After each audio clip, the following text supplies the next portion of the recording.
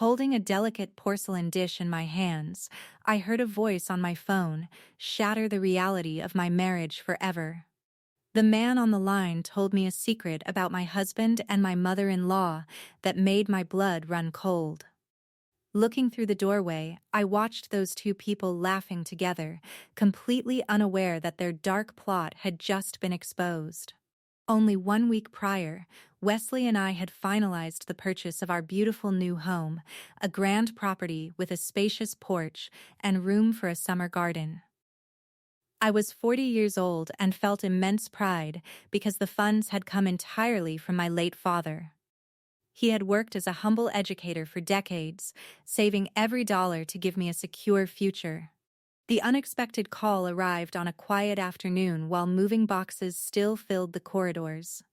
The speaker identified himself as Harrison Webb, the elderly gentleman who had sold us the estate.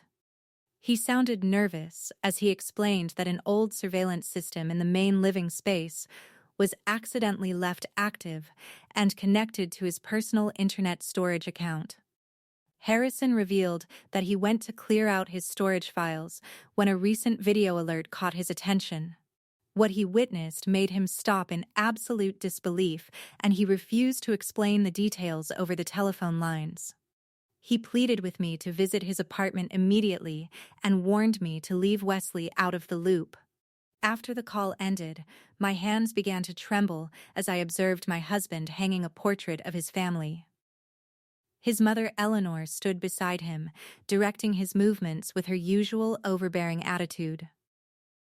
I told a quick lie about needing more supplies for the house, grabbed my car keys, and exited the building with a heavy heart. Harrison welcomed me into his small residence and pointed toward an open laptop computer on the counter. He activated the recorded file from the previous Friday when I was working late at my corporate job. On the screen, I watched Wesley and Eleanor entering my new living room, examining the property like predators preparing to seize their prey.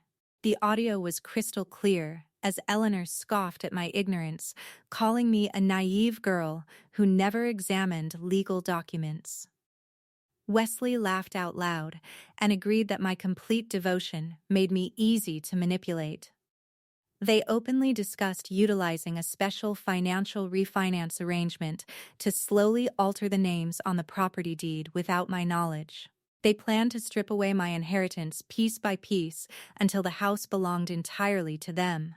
Harrison stopped the video player and transferred the evidence onto a small portable storage drive for me. He told me that I still possessed the power to protect myself if I acted quickly and remained silent for now. I drove back to my house feeling a freezing sensation of clarity replace my initial sorrow. When I walked through the door, I acted like the same affectionate spouse I had always been.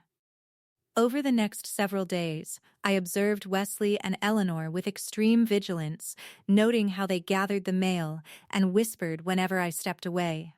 Soon enough, Wesley brought home a thick stack of papers and placed them on our dining surface.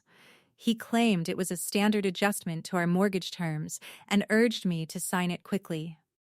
Eleanor smiled warmly and told me it was just a formality, but I insisted on keeping the documents to read them over. Every night, while Wesley slept, I photographed the pages and examined the legal jargon under a dim lamp. On page 14, I discovered the treacherous trap they had set for me. It was a hidden clause granting Wesley full power of attorney, which would allow him to sell or alter ownership of the estate without my signature. The next morning, I reached out to a trusted legal expert named Charles Vance, who specialized in property disputes. We met secretly in a quiet office, where I provided him with the digital recordings and the photographs of the documents. Charles confirmed that the clause was highly dangerous, but assured me that we could build a defensive wall. Charles instructed me to pretend I was going to sign the paperwork while he quietly filed protective documents with the local court. I agreed to hold the official signing on Monday evening, which caused Eleanor and Wesley to celebrate their anticipated victory. They began planning major renovations on my property, assuming that the house would soon be theirs. When Monday arrived, Wesley prepared an elegant dinner with fine wine to mark the occasion. Eleanor joined us, looking radiant and victorious as she discussed her ideas for changing my kitchen layout. I smiled and played along, holding the pen above the signature line while counting down the minutes until my legal counterstrike would begin. Before my pen touched the paper, the front doorbell echoed through the halls. I dropped the writing instrument and answered the door to find Charles Vance standing there, alongside a uniformed judicial officer. They stepped inside the dining area, causing Wesley to stand up in absolute confusion as his face turned pale with sudden dread. Charles stepped forward and announced that he represented me, exposing the fraudulent power of attorney scheme right at the table. I informed my stunned husband that I had discovered their secret video recordings and had captured all of their incriminating conversations. The judicial officer immediately handed Wesley formal divorce papers and an order to vacate the premises. Eleanor screamed in anger, claiming that the property belonged to her family, but Charles calmly reminded her that the entire purchase was funded by my personal inheritance.